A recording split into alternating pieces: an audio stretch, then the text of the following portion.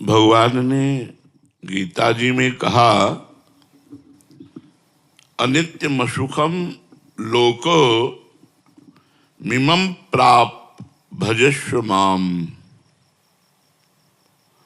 माया के छलावे में, अनित्य भोगों में, दिखावटी सुखों में समय नष्ट मत करो। भगवान कह रहे हैं, प्राप्य भजस्व माम। इस लोक में जो तुम्हें मनुष्य शरीर मिला है, ये भजन के लिए मिला है। कोई बिरला ही विवेकवान ये समझ पाता है कि भजन के लिए हमें मनुष्य शरीर मिला है। हम लोग क्या है, जब अपने से आगे वाले को देखते हैं कार में, विशेष सुविधाओं में, विशेष धनी, तो ऐसा लगता है कि ये सुखी है। हमें एक भ्रम बना रहता है। अपनी पत्नी, अपने धन, अपने मकान, अपने पुत्र, अपना ज्ञान, इससे हम संतुष्ट नहीं रहते। हम दूसरों की पत्नी, दूसरों के धन, दूसरों का मकान, दूसरों की सुविधा, दूसरों का बुद्धिमानी, भले वो बेईमानी से कमा रहा है, हमारे अंदर ये रहता है, ये सुखी है। लेकिन आपको सच्ची कहते हैं, सुख किसमें? भगवान की सर। इसीलिए न पारमेष्ठ्यम न महेंद्रधिष्ण्यम। पारमेष्ठ्यम बहुत बड़ा पद होता है ब्रह्मा जी का। न सार्वभौमम, सार्वभौम ब्रह्मा का पद पारमेष्ठी से लेकर के बहुत छोटा है। सार्वभौम मृत्यु लोक का है, इंद्रलोक, ये सब नहीं। मतलब क्या भगवान में सुख है कि बड़े बड़े पद, बड़ी बड़ी भोग सामग्री, बड़ा ऐश्वर्य, ये सब छूट जाता है। लेकिन हम लोग अपने मन में, हमारे बगल वाला हमसे ज्यादा सुखी है, अमुक सुखी है, अगर मेरे पास इतना धन हो तो मैं सुखी हो जाऊं। 100 की सोचता है, फिर 1000 में पहुंचता है, फिर लाख में पहुंचता है, फिर करोड़ों में पहुंचता है, फिर अरबों में पहुंचता है। वो बढ़ता चला जाता है। माया का कार्य है मांग को बढ़ाना, भक्ति का कार्य है मांग को मिटा देना। जब माया में आप रहेंगे तो आपकी कामनाएं बढ़ती रहेंगी, ये हो जाए, ये हो जाए, ये हो जाए। और जब भक्ति होगी तो ये होगा, जोई जोई प्यारो करे सोई मोहि भावे। प्यारे जो करेंगे वो बहुत अच्छा करेंगे, बहुत अच्छा करेंगे, विश्वास करो। तो भगवान कह रहे हैं, अनित्यम सुखम लोको मिमम प्राप्य भजस्व माम। इस संसार में अनित्य सुखों का त्याग करके जो मेरा भजन करते हैं वही परमानंद को प्राप्त होते, भजस्व माम। लेकिन मन जो है वो हमारा साथ नहीं दे रहा, हमारी बुद्धि हमारा साथ नहीं दे रही। शरीर को ही मैं मानकर, भोगों को सत्य मानकर भगवान का विस्मरण किए हुए, भजन को छोड़े हुए लोग आशीर्वाद मांगते हैं संतों से। कोई कोई तो जबरदस्ती हाथ पकड़ के अपने ऊपर धरवाना चाहते हैं। इससे कुछ नहीं होता। यदि आप भजन नहीं करोगे, इस लोक में कोई आपको सुखी नहीं कर सकता। आप लिख लो, कागज में लिख लो, चाहे दिमाग में लिख लो, हमारी बात मान लो। भजन स्वयं करोगे तो आपके सारे पाप नष्ट होंगे, दुख नष्ट होंगे, विपत्ति नष्ट होंगे। इसलिए स्वयं को भजन करना होगा, अपना उद्धार स्वयं करना होगा। कोई किसी का उद्धार नहीं कर सकता। संत महात्मा ऋषि मुनि ये उपदेश दे सकते हैं, आपको मार्ग बता सकते हैं, पर चलना आपको ही होगा। अब ये मार्ग ऐसा है कि अब आपको हम समझाना चाहते हैं कि भगवान में बहुत सुख है। हमारे पास शब्द नहीं कि कैसे बताऊं कि आप लुभायमान हो जाएं और संसार के भोगों की तरफ से मन हटाकर भगवान का नाम जप करने लगे। इसलिए गोस्वामी जी ने कहा है, कहत कठिन समुझत कठिन और साधत कठिन विवेक, होए गुणाक्षर न्याय। जो एक हम कहना चाहते हैं कि प्रभु में कितना अपार सुख है, पर मेरे पास वाणी में वो शब्द नहीं है। अनिर्वचनीयम प्रेम स्वरूपम हम बताना चाहते हो, आप समझना चाहते हैं, लेकिन मन और बुद्धि ये प्रकृति के भोगों में लगे होने के कारण समझने नहीं दे रहे। अगर विवेक जागृत हो जाए और वो एकदम उसी में तन्मय हो जाए तो बात समझ। और विवेक बाजार में तो मिलता नहीं, विवेक संतों के संग से मिलता है। जितना सत्संग करोगे उतने आप विवेकवान बनते जाओगे। सत्संगी ही विषयों का त्याग करता है, नहीं एकांत में भजन करने वाला साधक भी बड़ी बड़ी चूक कर जाता है। और सत्संगी से चूक नहीं हो सकती, क्योंकि वो रोज नया दिमाग उसका फ्रेश होता रहता है। सत्संग के द्वारा रोज बुद्धि उसकी पवित्र होती रहती है। भगवान के नाम की अपार महिमा है। जिसको नाम जपने में मन लगने लगा तो समझो भगवान की विशेष कृपा उस पर हो गई। वैसे कृपा तो सब पर भगवान की है, सब पर मोरी बराबर दया, पर जिसके मन में आ गया अब मैं नाम जप करूंगा भगवान का, उसके ऊपर विशेष कृपा हो गई। त्रिकालदर्शी तत्व दृष्टा ब्रह्मर्षि महर्षि इन सबने ये अनुभव किया है कि नाम जप के समान कोई साधना नहीं है। जो नाम जप करते हैं इससे बढ़कर कोई साधना नहीं है। अच्छा, इसमें पवित्र अपवित्र देश काल नियम ये सब नहीं है। आप जैसे हो वैसे आप राधा राधा उच्चारण कर सकते हो, वैसे राम राम जप सकते हो, वैसे कृष्ण कृष्ण आप जप सकते हो।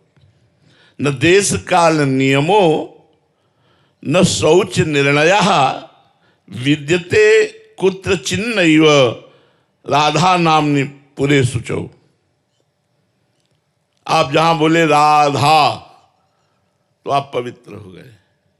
जैसे गंगा स्नान करने से पवित्र हो जाते नाम, ऐसे नाम उच्चारण करने से भीतर और बाहर अपवित्रा पवित्रो वा सर्वावस्थांगतोपि वाह यह स्मरेत पुंडरीकाक्षम सवायाभ्यांतरा शुचि। भीतर और बाहर से पवित्र होगा। पवित्र का मतलब पाप नष्ट हो गए। पाप नष्ट होने का मतलब दुख विपत्ति संकट ये सब नष्ट हो जाएंगे। तुलसी अपने राम को रीज भजो या खींच, उल्टो सूधो जामी है खेत परे को बीज। अगर बीज ऐसे गिर जाए तो भी वो उल्टा भी जग जाएगा और सीधा गिरे तो भी जग जाएगा। आप उल्टा सीधा जैसे भी बने भाव को भाव न खाल सहु, नाम जपत मंगल दिसित सहु। उल्टा जप रहे थे मरा मरा मरा मरा। एक जगह तो दृष्टांत ऐसा मिला कि जिसमें भगवान के शास्त्र नाम में कोई नाम नहीं था और उसे भगवत प्राप्ति हो गई। एक गांव का ग्वारिया, पहले ऐसा होता था जमींदारों की गाय चराते, जमींदारों की चाकरी करते थे, पर वो छोटे मोटे राजाओं जैसा उनका वैभव होता था। तो गांव में भागवत हुई। हम आपको नाम की महिमा बता रहे हैं। कुछ लोग उधर से निकले और ग्वारिया से कहा, रे जिंदगी बर्बाद होती जा रही है, भागवत सुनिया। एक दिन गांव में भागवत हो रही तो बोली हमारे गायें, तो किसी दयालु ने कहा 1 घंटा के लिए हम देख लेंगे, तुम 1 घंटा के लिए भागवत सुनियाओ। वो गया और सबसे पीछे बैठ गया। पढ़े लिखे तो कुछ था नहीं। पंडित जी ने कहा जो दीक्षा नहीं लेता उसका जीवन व्यर्थ चला जाता है, और नरकगामी होता है, ऐसे आचरण होते हैं। गुरु मंत्र और गुरु दीक्षा लेने से बचाव पक्ष पुष्ट होता है कि एक बार ही नाम मंत्र सही यमराज के रजिस्टर में जब लिख जाता तो भारी पड़ जाता है। और तो उसका मन लगा नहीं, उठा और चल दिया। शाम के भाग के आया और पंडित जी से कहा, पंडित जी आपने कहा था गुरु दीक्षा लिए बिना मनुष्य का जन्म व्यर्थ हो जाता है। तो उसकी हालत देखी, फटे पुराने कपड़े, अपने आप दिखाई देता है। अब वो गरीब आदमी, गांव का ग्वारिया, कुछ देने लेने वाला चक्कर तो था नहीं। पंडित जी ने कहा कि कल ले लेना। फिर शाम के आया, कहा कल ले लेना। ऐसे 7 दिन भागवत के पूरे हो गए। 8वें दिन पंडित जी, अब रात्रि में खूब भागवत समाप्त हुई तो दही दूध रबड़ी, जब तो सुबह 4 बजे तड़के शौच जा रहे थे। पहले लेटरिन बाथरूम तो होते नहीं थे, तो बाहर शौच जा रहे थे। उसने सोचा यही अवसर है पंडित जी से मिलने का। दौड़ के गया और कहा, पंडित जी गुरु मंत्र दे दो। अरे बोले पागल है, बोले बिना गुरु मंत्र लिए हम ले जाएंगे। अब सोचा, अब अच्छा कोई भी सभ्य आदमी किसी के सामने शौच कैसे बैठ सकता है, और वो पीछे लग गया। तो उनका धत गपो चंद कहीं का, धत गपो चंद। बोले अच्छा गुरुजी, और लौट गए। उसने समझा यही गुरु मंत्र है, गुरुजी ने दिया। अब जमींदार से कहा, आज से हम गुरु मंत्र ले लिए, अब भजन करेंगे, अब आपकी गाय नहीं चराएंगे, आप भोजन देना या ना देना। घर में नहा धो के बैठ गया, बोला धत गपोचंद, धत गपोचंद।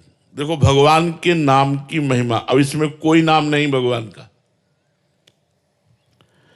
रोज नियम से जपना और रोज हृदय से प्रार्थना करना कि प्रभु मैं तो गंवार हूं, मैं नीच हूं, पाप भी हमसे बने, प्रभु हम पर कृपा करो। तो रुक्मिणी नाथ भगवान द्वारिकाधीश जी, रुक्मिणी जी से कहा आज एक भक्त के दर्शन करने जाएंगे, उसको आशीर्वाद देंगे। तो रुक्मिणी जी ने कहा कि हमको भी अवसर मिले आपके भक्त के दर्शन का। बोले बड़ा अजीब भक्त है, अब आप देख लो। तो उनका प्रभु आपके साथ ही चलने का मन है। तो भगवत स्वरूप हटाकर एक धनी मानी का पुरुष का रूप भगवान ने और लक्ष्मी जी ने धारण किया। लक्ष्मी जी हैं, रुक्मिणी जी, दोनों भगवान तो सर्वांतर्यामी उसके घर के दरवाजे में खड़े हुए। तो रुक्मिणी जी ने कहा पहले हम दर्शन करेंगे भक्त के। तो उनका वैसे हम पहले दर्शन करते तो ठीक रहता, अब आप दर्शन करेंगी तो देखिए आओ, आप ही दर्शन करे हो। तो घर में गई तो बिना दरवाजे का मकान, गरीब आदमी, वो लगा हुआ था, आंखों में आंसू चल रहे थे। धत गपोचंद, धत गपोचंद। रुक्मिणी जी ने भगवान के समस्त नामों का ज्ञान रखने वाली, उन्होंने कहा ऐसा नाम तो हमने आज तक नहीं सुना। नजदीक गई और कहा ए, किसका नाम जप कर रहा है? ये भगवान का नाम तो है नहीं, किसका नाम जप कर रहा है? तो जब कहा भगवान का नाम नहीं तो उसको लगा मेरे गुरु जी ने दिया, और ये स्त्री कह रही भगवान का नाम नहीं। तो आंख खोला, कहा तुम्हारे खसम का नाम जप कर रहे हो। किसका जप कर रहे हैं? खसम माने होता पति। रुक्मिणी जी आई, बोले बड़ा ज्ञानी महात्मा है, वो कह जान गया। हम तो छुपे वेश में गई, लेकिन वो जान गया कि हम आपकी पत्नी हैं, और उसने कहा कि आपके पति का भजन। लेकिन प्रभु आज तक हमने इतने नाम सुने, ये नाम तो कभी सुना नहीं। तो प्रभु ये आपका नाम कैसे हो सकता है? धत गपोचंद कैसे नाम हो सकता है? भगवान ने कहा इसमें एक लीला है। देखो भगवान कर्तुम अकर्तुम अन्यथा कर्तुम सर्व समर्था सा ईश्वरा। जब कृपा करना है तो सिद्धांत भी पुष्ट कर देते हैं। बोले मैं बाल अवस्था में जब था तो माखन चोरी लीला करता था। एक गोपी बड़ी चतुर थी, उसने अपना जो माट था माखन का वो बहुत ऊंचे में टांग दिया था। हमने सखाओं से पता लगाया तो गोपी घर में नहीं थी, इसीलिए उसने ऊंचे में माट टांग कर निष्फिक्र हो गई थी, जलाद लेने चले। भगवान ने अपने सखाओं की मंडली के साथ प्रवेश किया। उखल के ऊपर सखा, सखा के कांधे पे ठाकुर जी। अब तो नजदीक पहुंच गए, तो खुद खाते, सखाओं को पवाते और बंदरों को भी पवाते, सब दही से भरपूर। इसीलिए गोपियों के जैसा भाग्य किसका, स्वयं भगवान ने आनंद में चोरी लीला करके उनको सुख प्रदान किया। वो गोपी आई, देखा दरवाजा खुला है, समझ गई आज हमारी भगवान ने कामनाएं पूर्ण कर दी। वो भी सोचती थी कभी भगवान आवे और ऐसी लीला करे और हम पकड़कर उनको धमकावें और फिर वो उनका जो रूप है वो हम पान करें। सखाओं ने कहा कन्हैया सावधान, सब अलर्ट हो गया। अब सावधान क्या होता, दरवाजे पे कड़ी, भागने का कोई अवसर नहीं। उसने कहा ए जी आप क्या कर रहे थे, चोरी? तो कहा चोरी कैसे? बोले क्यों, मेरे घर में, ये तुम्हारा घर है? सच्ची गोपी, मुझे बिल्कुल पता नहीं था कि तुम्हारा घर है, मुझे तो लगा कि मेरा ही घर है। अच्छा चलो मान लिया तुम्हारा घर है, तो माखन इतना इतना हाथ में। बोले हमें लगा कि मैया आएगी। माखन की तरफ देखा तो उसमें कुछ चींटियां थी, तो चींटियां निकालने के लिए हमने सोचा सखाओं के साथ चींटियां निकाल देते, फिर मैया आएगी आराम से पवाएगी। तो उनका महाराज चींटी अंगुली से निकलती, इतने इतने हाथ सने हुए। तो बोले जब चींटी के ऊपर ऐसे अंगुली रखते तो नीचे चली जाती, तो उसको ऐसे ऐसे करके, बड़े चतुर हो, तो मुंह में तुम्हारे क्यों लगा हुआ है? बोले एक मक्खी थी बहुत परेशान कर रही थी, बार बार मुंह में आती थी, तो भी हमने ऐसे कर लिया तो पूरा मुंह में लग गया, तो उसका दर्द गपोचर। भगवान ने कहा उस समय का दिया हुआ गोपी का नाम है। और भगवान लक्ष्मी जी के सहित गए, रुक्मिणी जी के सहित, और उसको दर्शन दिया और ब्रह्मबोध कराया। यदि हम गुरुदेव भगवान से मंत्र नाम दीक्षा लेकर जो भी वो नाम दे दें और हम नियम पूर्वक जपे, तो कहते हैं निश्चित भगवान की प्राप्ति। नाम में मरा मरा लटा तो ब्रह्म ऋषि हो गए, उल्टा नाम जपत जग जाना। तो तुलसी अपने राम को रीज भजो या खीज, उल्टो सीधो जामी है, खेत परे को बीज। देखो उल्टो सीधो कोई नाम थोड़ी शास्त्र नाम में, लेकिन भगवत प्राप्ति हो गई। स्मर्तव्यम, स्मरण करो नाम का। श्रोतव्यम, कानों से सुनो। पठितव्यम, नाम की महिमा को पढ़ो। कीर्तितव्यम, नाम का कीर्तन करो। श्रद्धा युक्त होकर के यदि कर लिया तो सारे पापों का नाश होकर इसी जन्म में भगवत प्राप्ति हो जाएगी। नाम का चमत्कार तुम्हें बताए, काशी में जब घाटों पे रहते थे तो नाम ने ही ये भावना पैदा कर दी कि आज महादेव जी मिलेंगे। फिर दिन निकल जाता, आज महादेव जी मिलेंगे। फिर दिन निकल जाता, आज महादेव जी। रोज भावना दृढ़ होती गई और एक दिन नाम ने कृपा कर दी। नाम की बहुत कृपा, चाहे जिस संप्रदाय का हो, चाहे वो स्त्री पुरुष गृहस्थ विरक्त कोई भी हो, यदि नाम जप करे तो सारे दुखों का नाश हो जाए। नाम में प्रीति नहीं तो और साधनों में इतना दम नहीं। नाम जप करने वाला स्वयं कृतार्थ हो जाता है, औरों को कृतार्थ कर देता है। नाम जप में इतनी सामर्थ्य है कि वो भगवान को खींचता है। जैसे कृष्ण नाम जीव को खींचता है और भगवान को भी खींचता है। आप नाम जप कर रहे हैं जितना, उतने भगवान आपकी तरफ दृष्टि कर रहे हैं, आकर्षित हो रहे हैं, कृपा कर रहे हैं। आकृष्टा कृत चेतसाम सुमहता मुच्चाटनम चांगहसा मा चांडाल ममूक लोक सुलभो वश्यम च मुक्ति स्त्रिया नो दीक्षाम न च दक्षिणाम न च पुरश्चर्या मनागीक्षते मंत्रोयम रसना स्पृशेव फलति। श्री राधा नामात्मका।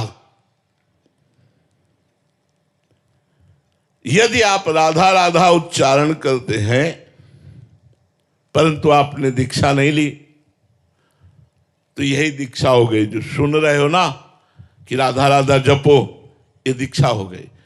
तो कह रहे हैं आकृष्टाकृत चेतसाम, आपके चित्त को जो विषय आकर्षण कर रहे हैं वो नहीं कर पाएंगे और प्रभु की तरफ आकर्षित हो जाएगा आपका चित्त।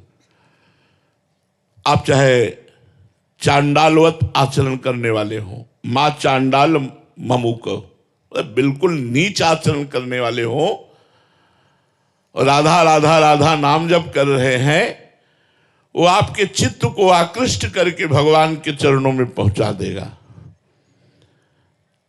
वश्यम च मुक्ति स्त्रिया, मुक्ति उसके वश में ऐसे हो जाएगी जैसे पतिव्रता पत्नी अपने पति में आसक्त हो जाती है। मतलब मुक्ति उसके पीछे ढूलेगी जो नाम जप कर रहा है, लेकिन निरंतर।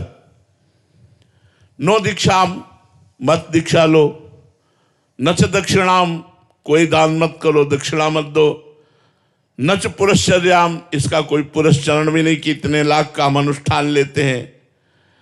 बस रसना स्पर्शेव, तुम्हारी जिह्वा से स्पर्श होना चाहिए। राधा राधा राधा राधा, राम राम राम राम, कृष्ण कृष्ण कृष्ण, साम सदाशिव साम, परम मंगल हो जाएगा। इसलिए सबसे प्रार्थना है चलते फिरते उठते बैठते नाम जप कीजिए और कुछ समय एकांत में बैठकर नाम जप कीजिए।